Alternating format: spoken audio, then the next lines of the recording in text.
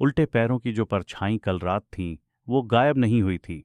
वो तो बस दरवाजे के नीचे से सरक कर मेरे कमरे के अंदर आ गई थी। हाँ, मैंने उसे आते हुए नहीं देखा, लेकिन कमरे की हवा उसके बाद वैसी नहीं रही जैसे मेरी सांसें किसी और के साथ बांटनी पड़ रही हों।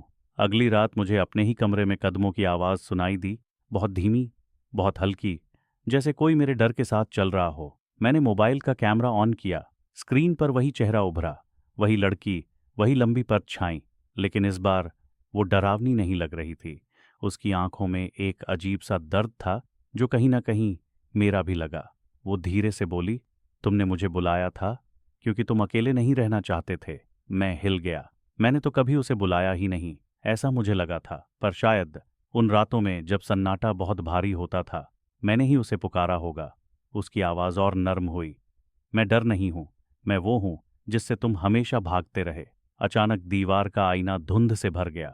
उसमें दो परछाइयां दिखीं, मेरी और उसकी।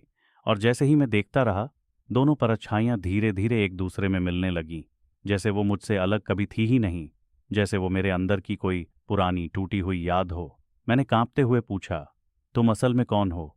वो मेरे बिल्कुल पास आकर फुसफुसाई, मैं वही हूं जिसे तुमने सालों पहले दबा दिया था।